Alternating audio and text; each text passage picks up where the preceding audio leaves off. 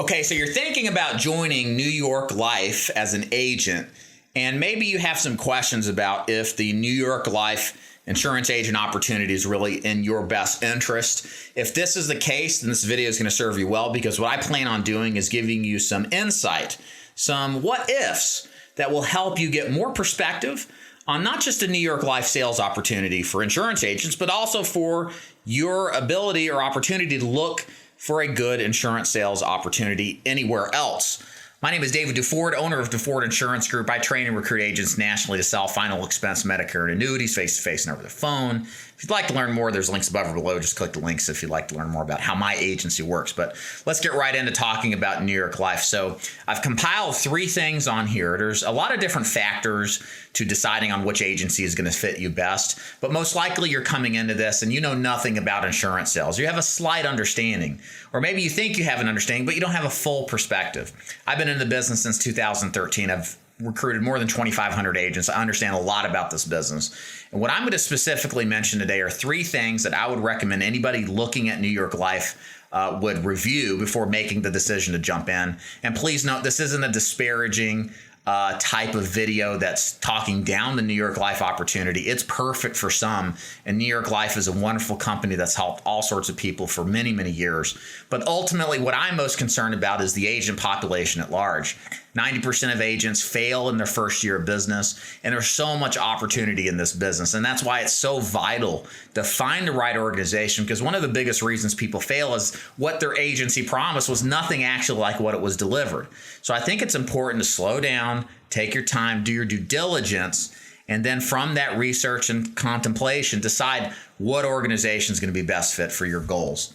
So let's start right away. So first of all is the captivity side of New York Life. So just for the record, New York Life offers a captive career side where you just sell New York Life's products, but they also have a broker side where I think it's after 2 years you get access to a brokerage opportunity to sell other products as well.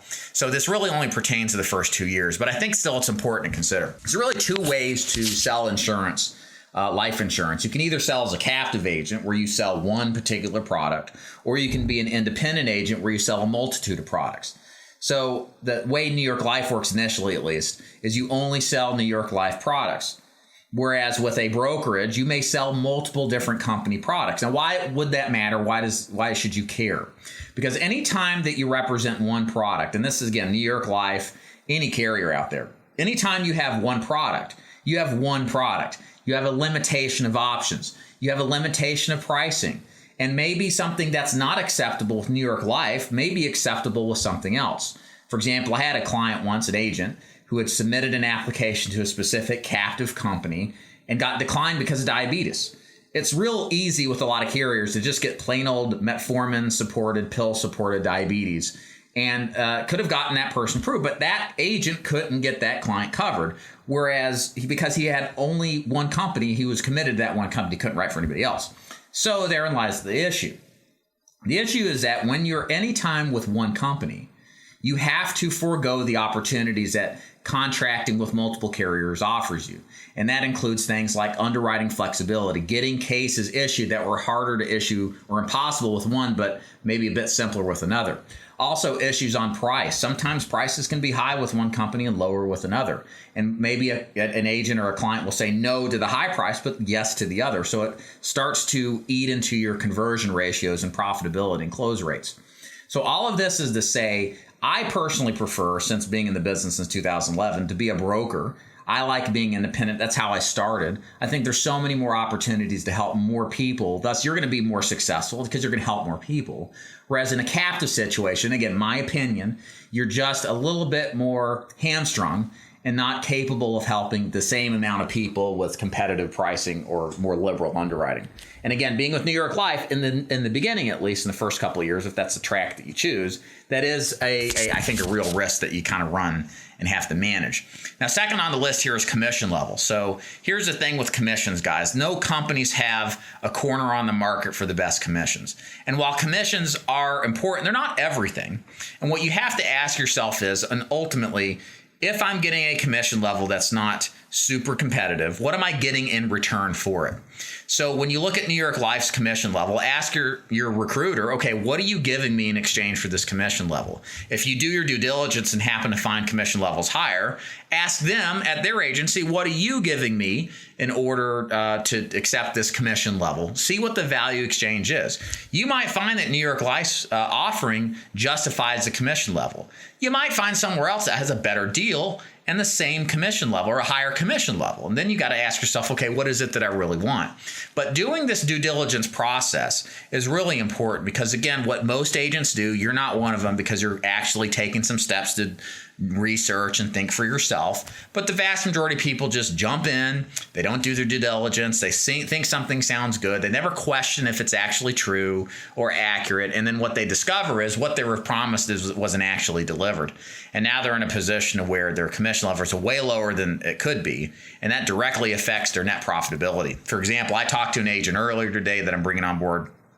She was paid 25% commissions for final expense.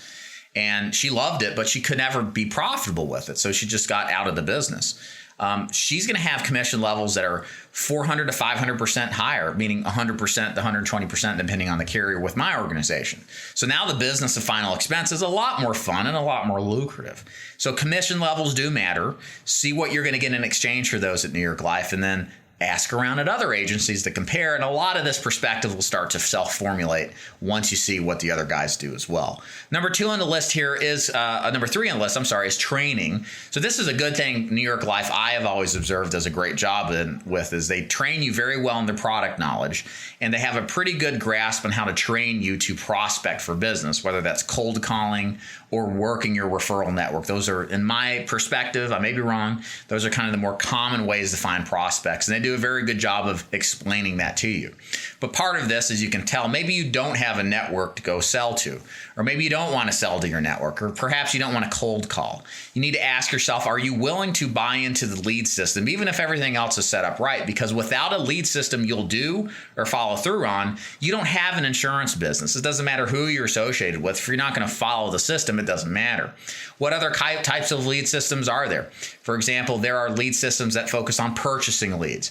There are lead systems that focus on seminar marketing strategies, etc. Again, do your due diligence and look around. And what you're likely to find are multiple opportunities for lead systems that may better fit with you than another. Again, New York Life Systems works. It definitely does. There's lots of successful agents there. But again, what one agent does to be successful might be different from you. And this is why it's so important to take this time to do this due diligence. So there you have it, some food for thought. Hopefully give this some consideration. Again, New York Life is a fantastic company. It does a great job for its clients and the agents where it's a good fit.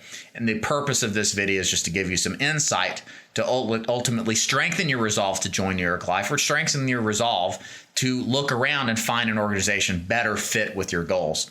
My name is David Duford. I own Duford Insurance Group. If you'd like to learn more about how we do business, click the links above or below. Leave comments.